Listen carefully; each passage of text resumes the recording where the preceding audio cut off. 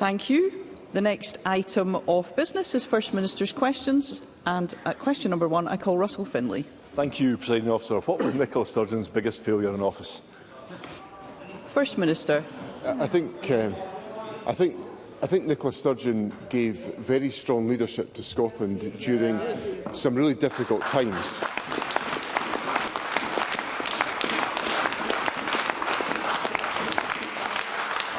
She took forward a large number of policy innovations that have made Scotland a better country than we have been in the past. And I noticed that yesterday, and I suspect with the tone of today's exchanges, that there was a gracefulness in the response of Mr Sarwar, Mr Cole-Hamilton, Mr Harvey and Ms Slater about the service of Scotland's first female First Minister and the longest-serving First Minister. And I notice that graceless tone has been jeopardised by Russell Finlay. Russell Finlay. John Swinney appears to have misheard my first question, or maybe he just finds it impossible to pick from Nicola Sturgeon's vast back catalogue of failure. Exactly. So let me help him, and I'll start with Scotland's once world-leading education system. A system now more interested in teaching pupils about pronouns and feelings than literacy and numeracy. She is responsible for plummeting league table placements for Scotland, and she's responsible for failing Scotland's poorest pupils. She said that she would eliminate the attainment gap, but it remains as wide as the Clyde. Will Nicola Sturgeon's Education Secretary, John Swinney, admit that they, together, have failed a generation of young people? First Minister. No, I will not, because it is not the case. The poverty-related attainment gap has reduced by 67% since 2009-10 under the leadership of this government, and indeed we are clearly seeing signs for the future about the performance of the education system, because we have a record low poverty-related attainment gap in primary school literacy and in S3 literacy and numeracy. And while Mr Finlay is working his way through the different aspects of the record of the government, of which I have been proud to be a member, and in which I was proud to serve as Nicola Sturgeon's Education Secretary and proud to serve as her Deputy First Minister, is there's been a 44% increase in the number of 18-year-olds from deprived backgrounds going to university in this country, and I'm proud that we've widened access to Scottish education. Russell Finlay. Well, there we have it, a First Minister that stands there and declares that he's proud of failure. And if there's a single word that defines Nicola Sturgeon and her politics, it is division. She pitted Scot against Scot in her obsessive attempts to break up our great country. But her fixation on gender has become just as divisive as her nationalism. The first ever female First Minister trampled on women's rights. She couldn't even bring herself to admit that a double rapist was a man. For years, the SNP government was distracted by this fringe obsession. Nicola Sturgeon focused on they, them, instead of improving public services for everyone.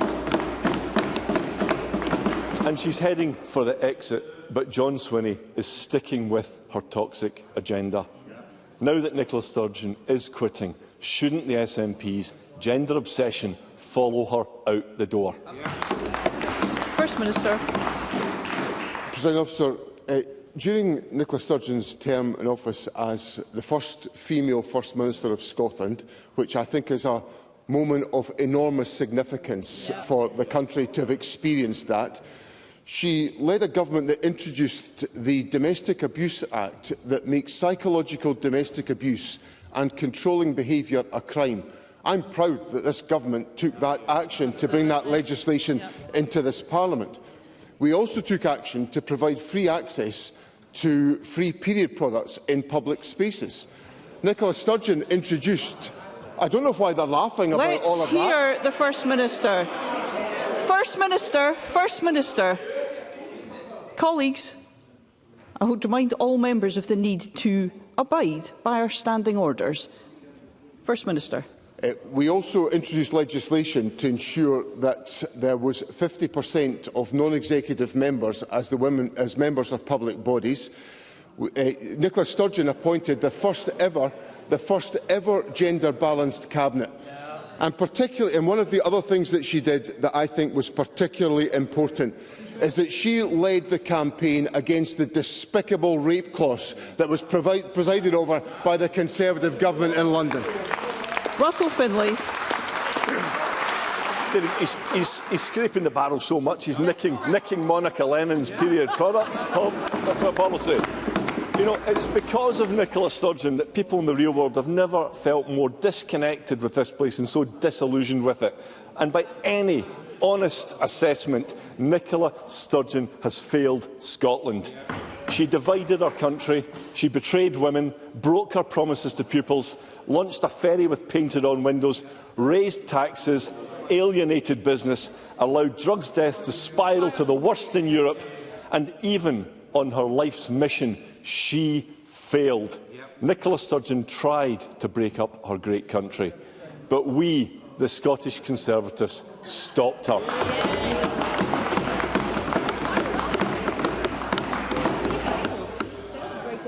Now, Nicola Sturgeon will leave amidst an ongoing police investigation into Let's hear Mr Finlay. Finances. Nicola Sturgeon will leave amidst an ongoing police investigation into the SNP's finances, while John Swinney still backs her toxic politics to the hilt. Yesterday's man standing by yesterday's woman. How can he ever change Scotland for the better when he's been at the heart of the problem for 2 decades? First Minister.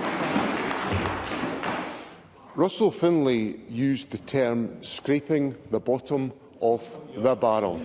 And that is exactly what Russell Finlay has just done in that. First Minister. Mr Hoy, you seem to be having a particular difficulty adhering to the standing orders of this Parliament. I will not ask again that you do adhere to those standing orders. First Minister. Russell Finlay has just scraped the bottom of the barrel with the type of toxic personality politics that have become the character of the Conservative Party in Scotland. There was not a single suggestion of how Scotland could be improved in that question.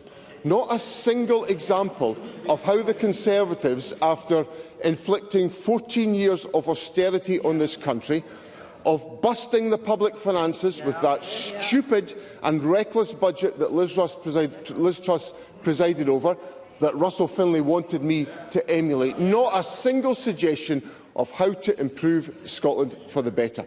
So I think the more the people of Scotland look at the Scottish Conservatives, the more they will see a party that is toxic in everything that it says, that is only interested in running down this institution, that is a direct threat to Scottish self-government. And what I will be proud to do is to lead a government that delivers on the real concerns of the people of Scotland and provides hope for the future in the people of Scotland as we trample past the Conservative Party in the years to come.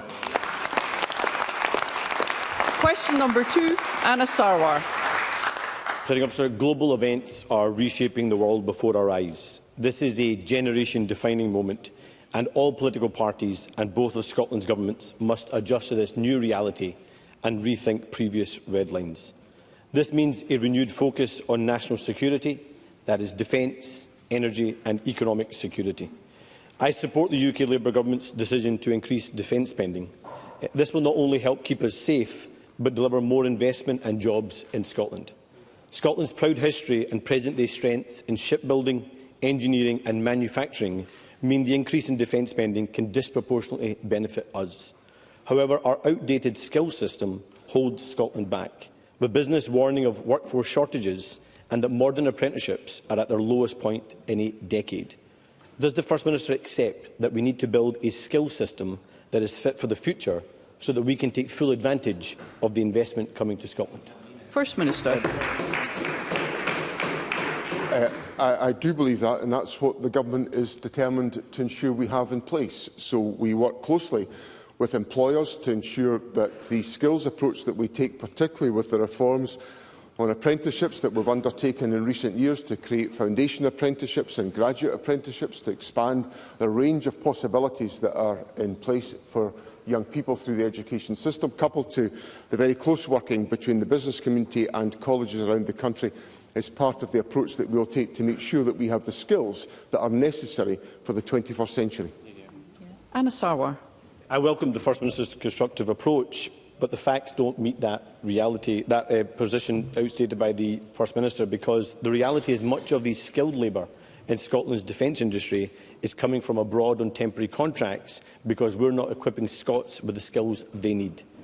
Grown-up, serious politicians must rise to this generation-defining moment and be willing to re-examine previous red lines. Our defence industry is worth £3.2 billion every year to the Scottish economy. It directly supports 33,000 jobs. But this SNP government's approach to Scotland's defence sector has been at best uncomfortable and at times hostile. And my fear is that while the world has changed, the SNP have not. We must all rise to this moment and ensure we are never at the mercy of dictators like Putin. So will John Swinney re-examine his red lines, support our defence sector, ensure our energy security and back our nuclear deterrent? First Minister. There are a number of points. Well, Mr Sarwar knows my position on the nuclear deterrent. I don't believe that nuclear weapons should form part of the defence approach that we take forward. In relation to the skills questions, where Mr Sarwar asked me a number of substantive questions, the Government, of course, invests heavily in a number of elements of enhancing our manufacturing capability in Scotland. So the Advanced Manufacturing Centre, which is just on the outskirts of Glasgow Airport, is an important contribution to creating the opportunities for investment in advanced manufacturing. In dialogue with the defence industry, the Deputy First Minister met yesterday with the Strategy Board on Economic Transformation of one of the members there, Sir Simon Lister from BAE, and we're discussing the issues, the very issues that Mr Sarwar puts to me about the importance of enhancing the skills offering for the defence sector. So these are discussions the Government is engaged with. It's part of our duty to make sure that the country is secure and is safe. And the Justice Secretary is also bringing proposals to Cabinet in this respect, which will expand the extent of our involvement in areas around about resilience, particularly cyber resilience, where we face enormous threats to the country. And the Cabinet will be regularly engaged in updating the approach that we take to ensure that we're safe in every respect. Anna Sarwar. Last week, the former SNP Westminster leader, Ian Blackford, urged John Swinney and his party to reconsider its position on the Trident nuclear deterrent. Mr Blackford said that when the facts change, careful consideration of our response is appropriate. But rather than take this debate on, John Swinney dismissed it. At a time when there is a war on our continent and the world grows increasingly dangerous, the SNP's position is that we give up our nuclear deterrent now while countries like Russia hold on to theirs. This is not the time for rigid ideologies, but for serious, pragmatic leadership. Keeping our country safe should be the first priority of any government. But isn't it the case that whether it's on economic security, energy security or national security, the SNP's policies would make our country less safe and less secure? First Minister. Presiding Officer, first of all, can I say that I welcome the fact that today we are in a better position, I think, on the resolution of the war in Europe than we were when we met 7 days ago, which is helpful as a consequence of the engagement that has been undertaken, and which was the subject of a discussion that I had on Tuesday with the Foreign Secretary in the Foreign and Commonwealth Office in London to consider the steps that are being taken. So let me put that point on record.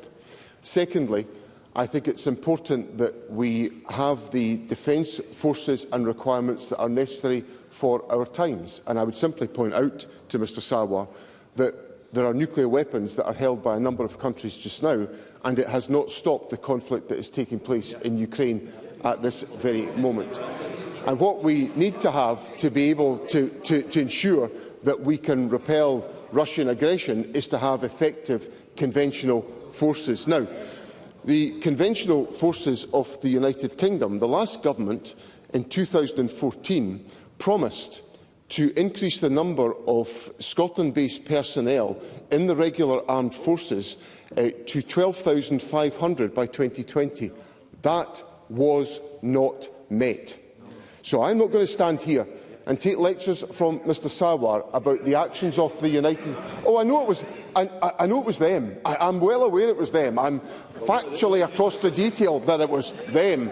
I'm simply pointing out that I'm not going to take lectures about the actions of a United Kingdom government when that's the record of the United Kingdom government. Thank you. Question number 3, Patrick Harvie. After months of uncertainty, the Government has finally confirmed that it is now dropping the plan to help people switch to clean, affordable heating. Just as bills are about to rise again, the First Minister wants to keep people locked into expensive, polluting fossil fuels even longer. Scotland has already lost out on manufacturing jobs, building heat pumps. This is an industry that wants to grow, that wants to take on more people and invest for the future. People need help to make this change, and the industry needs clarity to make it happen. Both are urgently needed if we're going to catch up with the missed climate targets, cut people's bills and create green jobs. But as the SNP slows down on climate action, why does the First Minister think that any clean heat business would bother investing in Scotland now? First Minister. But look, I appreciate their strongly held views on this issue, and I want to provide some reassurance to Parliament today. The Government will introduce a Heat in Buildings bill when we are satisfied that the interventions in it will be able to decrease fuel poverty at the same time as they decarbonise houses. That's the commitment that the Cabinet Secretary gave to Parliament on Tuesday and which I reiterate today. One of the things that has changed, and Mr Harvie is absolutely right on this, is that since the original discussions about the Heat in Buildings bill, the cost of energy has increased very significantly indeed. As a consequence of that, we have got increased levels of fuel poverty as a result. We need to take action which will decarbonise homes at the same time as it will reduce fuel poverty. That will be the commitment at the heart of the Government's agenda as part of our sustained efforts to fulfil our commitments on climate action. And lastly, Mr Harvie asked me about investors. I want to make it clear to investors that the Scottish Government is absolutely committed to our agenda on climate action, and we will support the measures and bring forward the measures to enable that to be the case. Patrick Harvie. Well, that's the opposite of the message that investors and businesses are getting at the moment. And the First Minister knows that the Green Plan was always for financial support for households and clear regulations. Both are essential, and now we know the Government isn't going to do either. If people get the help that they need to make this change, they can save as much as half of their heating bills, something most people would jump at. But at the same time as the First Minister is talking about fuel poverty, he's also going to be hammering everyone who rents from a private landlord. From the 1st of April, at the same time energy bills are about to rise again, the First Minister is about to permit uncontrolled rent increases on top of that. And he's proposing new rules, making sure that even the highest rents are going to keep on rising even faster than inflation. People can't cope with today's bills. Many won't cope with the benefit cuts that Labour have in store for them. Isn't it also becoming increasingly clear that they can't rely on the Scottish Government to protect them from energy bills or rent hikes? First Minister. Presiding Officer, what I hope individuals hear is that the Government in its budget, which Mr Harvie has supported, is committing to deliver over £300 million investment in the Heat in Buildings programme. Now, that is a huge amount of public money that is being invested in lowering the costs of domestic heating for individuals, and that financial support is available as part of our financial programme. In relation to housing, The Government has committed to bringing in rent controls, and we will do that. The legislation that is in Parliament just now, it is currently being scrutinised in Parliament, and it will provide that protection for individuals in relation to rent controls. And finally, there are measures and mechanisms available to individuals to challenge rent increases that they experience as a consequence of the existing legislative framework, but this Government is going further by introducing rent controls, and I look forward to Parliament scrutinising and supporting the legislation we are bringing forward. Thank you. Question number 4, Christine Graham. Thank you very much, Presiding Officer. To ask the First Minister what steps the Scottish Government is considering to further to ask the First Minister regarding any potential impact on planning legislation in Scotland, what the Scottish Government's response is to reports that the UK Government has proposed giving people living near power infrastructure hundreds of pounds off their bills each year. First Minister. President Officer, the Scottish Government does not anticipate any potential impact on planning legislation arising from the UK Government's proposal to provide bill discounts to people living near electricity infrastructure. The UK Government's own figures suggest that fewer than 1% of households will be eligible for discount under the planned scheme. This Government believes that it is absolutely essential that communities can see a positive, lasting legacy from the infrastructure that they host. Scotland has made good progress on this already through our voluntary approach to community benefits. Christine Graham. I thank the First Minister for his answer. Indeed, I think most people, if they were being offered up to £250 off their energy bill, would consider that a cheap and insulting bribe for them to agree to a pylon in their back garden. However, in terms of planning, in determining where, for example, pylons are to be located, could the Scottish Government make it a condition of any planning consent that those affected should at least benefit from local energy pricing? First Minister. President Officer, that specific issue that Christine Graham puts to me relates to energy pricing, which is a matter reserved to the United Kingdom Government, so there would be an interaction there that would have to be resolved. We do expect any transmission owners to fully consult local communities and the relevant statutory and local bodies regarding proposals for development before submitting applications, including pylons, and we would expect all of that dialogue to take place to ensure that community voice is heard in every respect. Douglas Lumsden. Thank you, Presiding Officer. I've been in contact with many of the campaigners who want fairer ways to transmit energy for their views on the £250 amount. One constituent, June, told me, I think it's disgusting and another bribe for some people. She also said it won't make a dent on the drop in property prices. And another constituent, Vince, told me offering a householder £250 per annum is derisory, to say the least. So does the First Minister agree with June and Vince that the amount offered is a drop in the ocean compared to the tens of thousands of pounds people are seeing wiped off their property value? And will he do something that his ministers have all refused to do and come with me, meet the campaign groups that are feeling ignored by both of their governments? First Minister. Douglas Lumsden raises an issue in relation to this particular policy proposal, which is a policy proposal of the United Kingdom Government. It is not a policy proposal of this Government. And of course, Douglas Lumsden is at the front of the queue to complain when this Government raises any issues about the United Kingdom Government's actions. So I just gently point out the complete hypocrisy lying at the heart of Douglas Lumsden's question. The Government, of course, engages in a wide degree of consultation and dialogue with interested parties around issues in relation to energy transmission, and that will continue under my leadership. Katie Clark. The First Minister will also be aware of the concerns raised by those who live near wind turbines. Does he agree with me that the regulations need updated? And what more does he believe could be done to ensure that those who live near wind turbines get more benefit?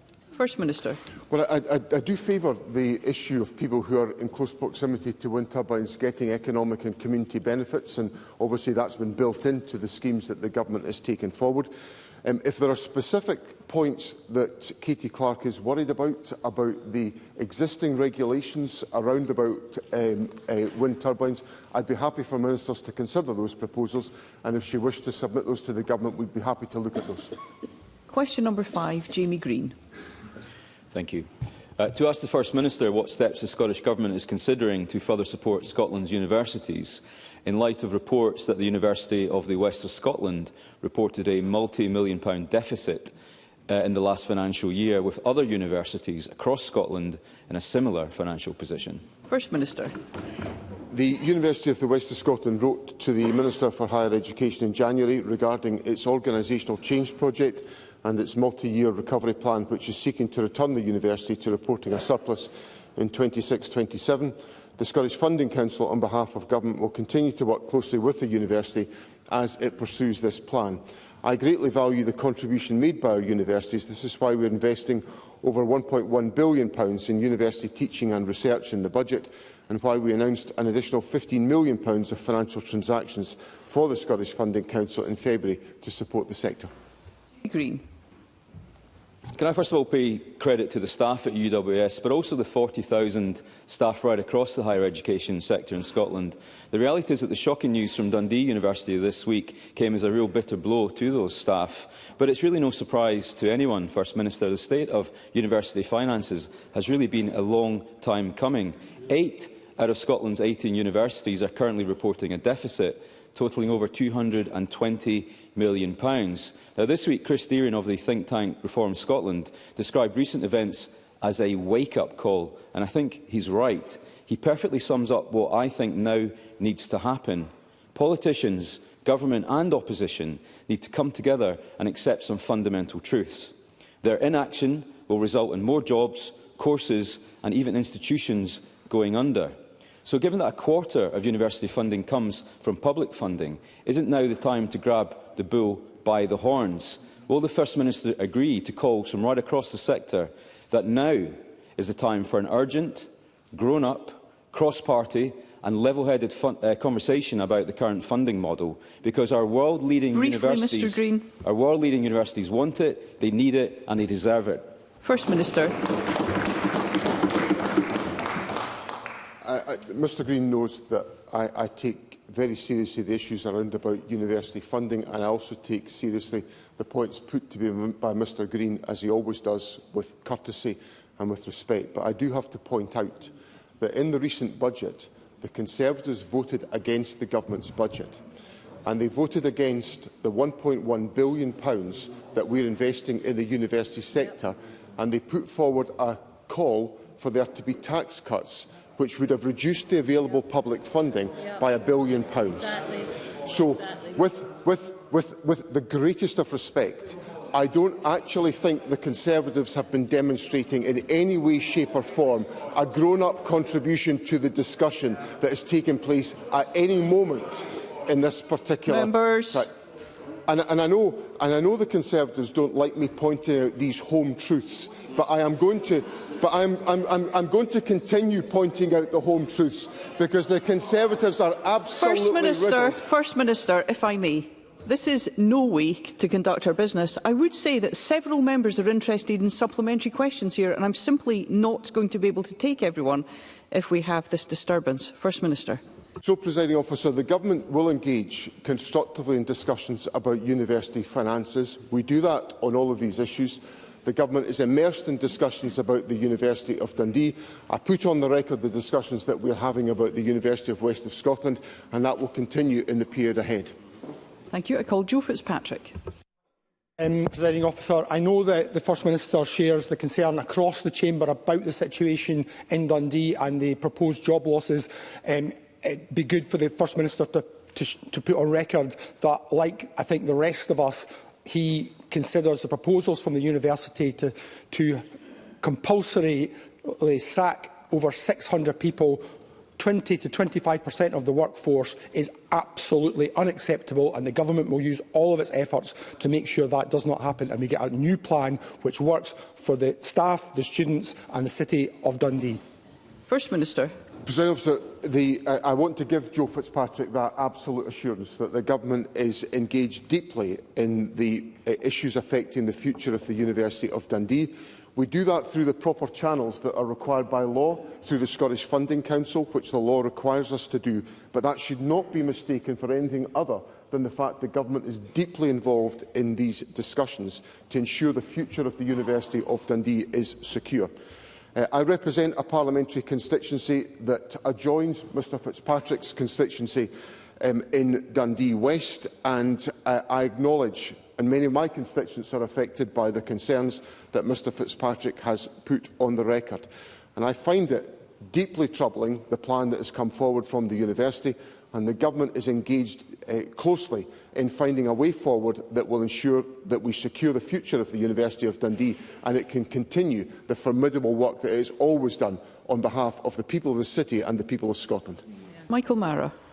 The First Minister has known about the scale of potential job losses at the University of Dundee for weeks. He's not been blindsided and he cannot say that he's shocked. The question now is, when will he act?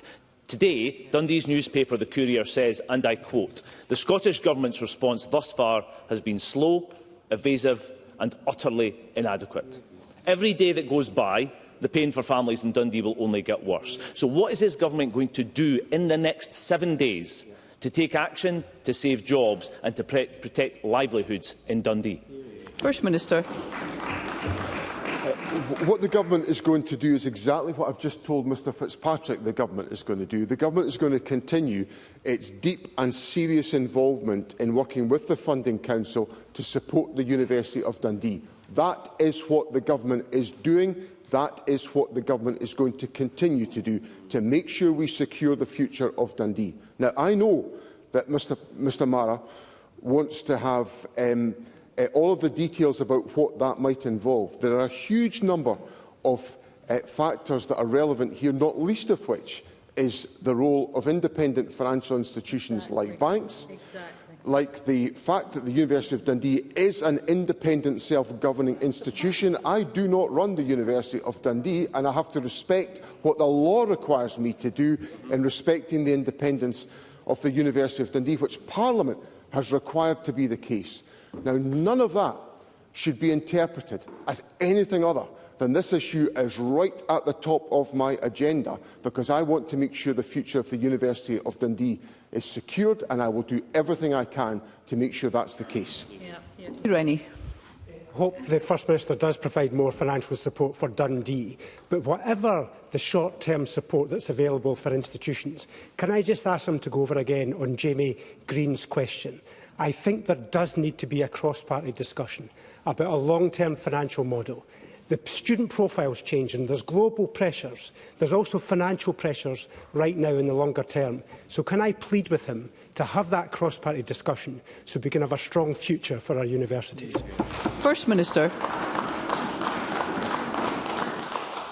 Mr Rennie is in a stronger position to argue for that, because Mr Rennie was prepared to do the tough thing of voting for the government's budget earlier on this year, which,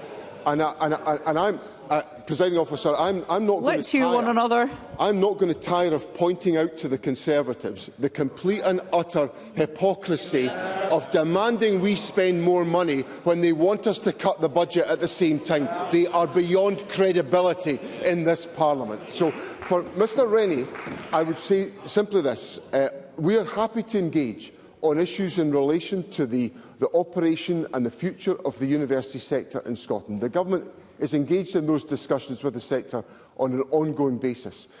But it requires us to have a mature conversation about priorities. I acknowledge that Mr Rennie and his party have been prepared to do that, and I would simply invite others to step up to the plate in this Parliament. Thank you. We'll move to question number 6, and I call Carol Mockin. Thank you, Presiding Officer. To ask the First Minister whether he will provide an update on how the Scottish Government is working to improve healthy life expectancy. First Minister. Presiding Officer, the Government is committed to improving healthy life expectancy and addressing the underlying inequalities that contribute to health disparities. Tackling poverty and inequality remains the best way to improve population health outcomes and life expectancy, and the eradication of child poverty is my Government's #1 priority. The budget, which was recently passed, is prioritising action to address inequality at its roots, including investment in breakfast clubs, employability and developing systems to effectively remove the two-child limit. Carol Mockin. Thank you. Can I thank the First Minister for his answer? First Minister, Scotland has the highest obesity rates in the UK, which disproportionately affects our most deprived communities and harms the physical and mental well-being of millions. This hinders economic activity and costs the NHS millions each year. The Government consulted on restricting promotions of food and drink that are high in fat, sugar and salt. It closed in May 2024, yet the Parliament is still waiting for the independent analysis of the consultation responses.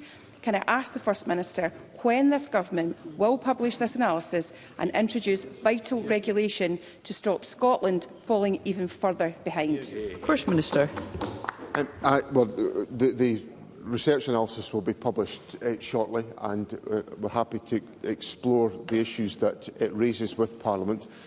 I think Callum Mochan alights on an issue where we need to be prepared to have a mature discussion about the issues and the questions that are raised. She will observe the debate as much as I do, that when sometimes these proposals are brought forward, they are met with ferocious resistance in that respect. So I'm certainly very happy to encourage a mature dialogue within Parliament about how we can take action to address the legitimate point that she raises, which will fuel inequality in our country and which is essential to be addressed to improve outcomes for individuals in our society. Kevin Stewart.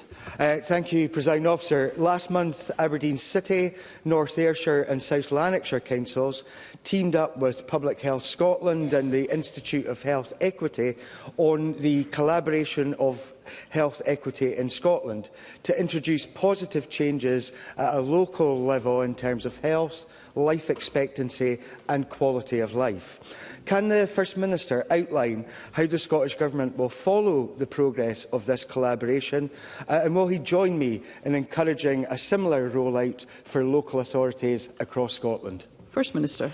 President, we're pleased to be working with Professor Sir Michael Marmot and Public Health Scotland through the Collaboration for Health Equity in Scotland.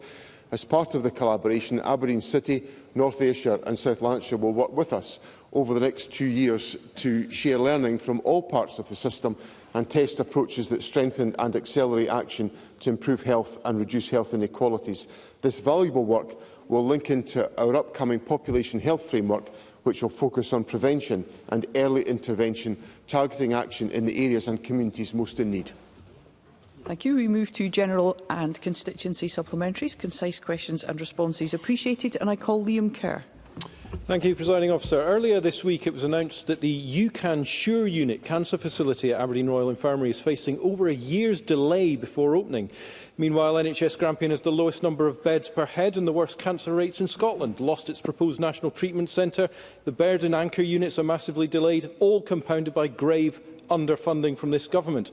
So will the First Minister personally step in to address his government's abandonment of NHS Grampian and provide it with the funds and resources required to get the UCAN Sure unit open? First Minister.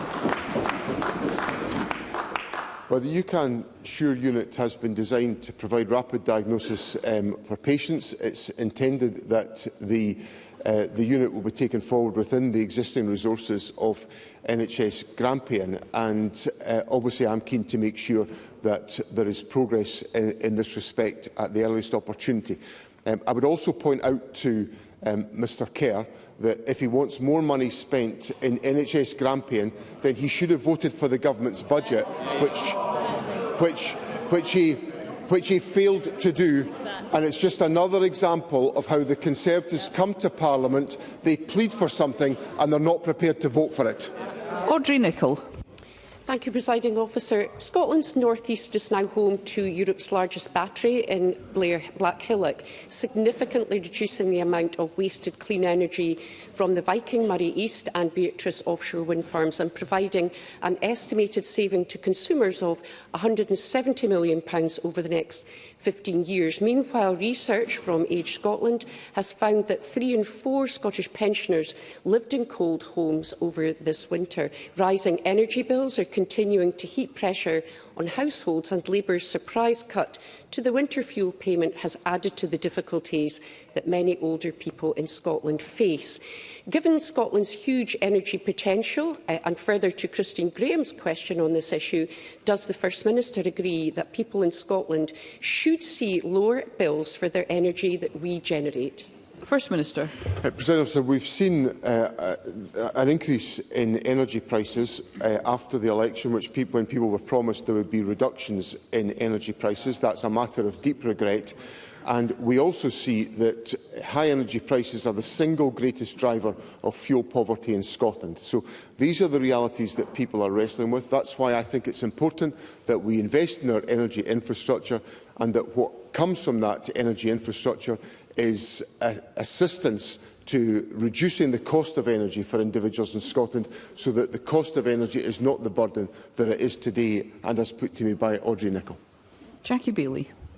The First Minister will be aware of the case of my constituent, Jagtar Singh Johal, who was arbitrarily detained in India for more than 7 years. He was acquitted of one of the charges at the District and Sessions Court in the Punjab, giving the family hope. Can I ask the First Minister what discussions he has had with Foreign Secretary David Lammy to bring Jagtar home? First Minister. Well, obviously we've had discussions with the Foreign Secretary on this question, and I personally have raised the issue with the Indian government when I was in India in previous years, because this, as Jackie Baillie correctly says, this matter has been ongoing for many, many years. Without in any way prejudging any proceedings, I acknowledge that the initial court case must be providing welcome hope to the family, and I send them my warmest wishes in the hope that that can be sustained. Emma Harper. Thank you, Presiding Officer. To ask the First Minister what the Scottish Government is doing to raise awareness, including in Dumfries and Galloway and the Borders, regarding the consequences for owners whose out-of-control dogs chase, attack, kill, which is worrying livestock, when accessing the countryside ahead of lambing season this year, given the 2021 Dogs Protection of Livestock Amendment Scotland Act, which updated and strengthened the previous law. First Minister. Well, obviously the work that Emma Harper has undertaken here is important and helps the situation. There are obviously other steps. The Scottish Outdoor Access Code sets out how to exercise access rights responsibly when walking dogs in the countryside. And the Government and Nature Scot will continue to promote responsible dog ownership across radio and social media platforms as part of the ongoing communication campaigns to promote responsible behaviour of dog owners, and I hope that will help in the situation that Emma Harper puts to me today. Finlay Carson. This week, a group of cross-party MSPs met with the Galloway Community Hospital Action Group to further discuss the real concerns surrounding maternity services in Dumfries and Galloway. Despite the warm words but empty words from health ministers, action still hasn't been taken to ensure that women don't have to travel 70 miles to give birth. Will the First Minister and the Health Secretary join me and the other cross-party MSPs in visiting Stranraer to hear the concerns of the constituents there? First Minister. I'm familiar with the issues that Mr Carson raises with me, and of course there will be dialogue and engagement with health ministers on this question. Many of these points are related to the judgments that are made about clinical safety, and that's in the Government, and I would hope this issue would be accepted within Parliament. The Government has to take seriously the advice that we receive on clinical safety around the number of births that take place in particular areas and the degree of specialism that will be undertaken. And the assurance I give Mr Carson is the Government will always consider very carefully the clinical advice that we're given in that respect. Colin Smith. Small has been on the waiting list for knee replacement surgery in NHS Dumfries and Galloway for 14 months. John is 87 years old. Last week he learned he'll be at least another 4 months on that list. First Minister, you keep saying things are getting better, but since April 2024, when you announced action to tackle waiting times, waits over 52 weeks for trauma and orthopaedic surgery in NHS Dumfries and Galloway have gone up every single month. To keep himself fit, John set up a thriving walking football group in Stranraer, working with the charity Versus Arthritis through his son Gary, but he's had to give that up. John is playing his part trying to keep active and deserves a lot better. First Minister, when will the Scottish Government play their part and tackle these appalling rising waiting times for surgery? First Minister. Well, I'm grateful to Colin Smith's constituent for the efforts he's gone to keep himself fit and healthy. I think that's a very good example that has been set. The Government has put in place additional funding to NHS boards to deliver more procedures during this current financial year. The target was to deliver 64,000 procedures.